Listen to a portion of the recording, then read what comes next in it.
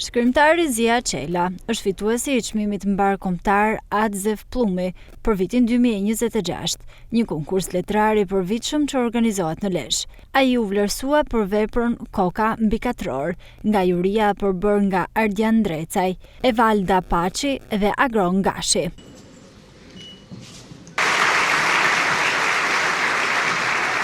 Kryetari i Bashkisë së Lezhës, Pirin Dreu, u shpreh se ky konkurs përbën një motiv të rëndësishëm për shkrimtarët dhe një mënyrë për të mbajtur gjallë traditën letrare, ndërsa kryetari i jurisë Ardian Dreca vlerësoi kontributin dhe emrin e Adzef Pllumit. Sot jam jashtëzakonisht i gëzuar dhe ndjehem krenar se ky konkurs po rritet gjithmonë në më shumë. Është një konkurs mbar kombëtar ku merr dhe sjell këtu në emrin e një ndër qendrëstarëve më të mëdhenj, një ndër shkrimtarëve rrëfyes e një njeri i cili ka lënë shenja të pashtyeshme në jetën publike shqiptare dhe për shkak të vujtjeve, për shkak të asaj që ka treguar. Jo vetëm që jemi krenar, se ky emër është emër përbashkues dhe i sjell dhe të gjithë janë të gatshëm të vinë, të kontribuojnë, të shkruajnë, të marrin pjesë në një konkurs, duke i dhënë më shumë ngjyrë këtij qyteti të lashtë. Kam pas nderin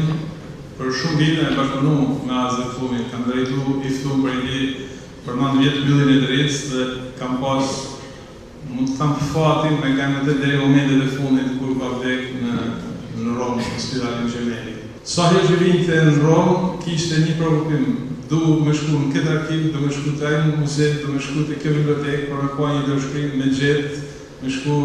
me gjetë diçka që i shërben kulturës tonë. Fituesi i çmimit Adzef Pllumi, Zia Qela, e cilësoi këtë vlerësim si një moment të rëndësishëm në karrierën e tij letrare, ndërsa botuesi i veprës Bujar Hoti theksoi se çmimet të tilla ka një peshë të veçantë, pasi nuk burojnë nga detyrimi institucional, por nga vlerësimi real i veprës. Gjithmonë një dashuri të madhe për art, për libër, për t'ju thënë me shumë mirëri për zemrën tuaj dhe ju falenderoj shumë për të çastin që keni. Kam ndjerë nga larg këtë punë të çmuar që Pirini bën. Dhe gjithmonë them, si ka mundësi shteti shqiptar nuk e bën këtë.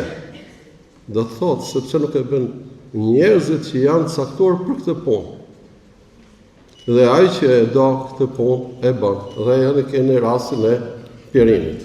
Në këtë edicion morën pjesë 38 autor nga të gjitha trevat shqipfolse, duke dëshmuar një rritje të vazhdueshme të interesit për këtë konkurs letrar që organizohet nga Bashkia Lezhë.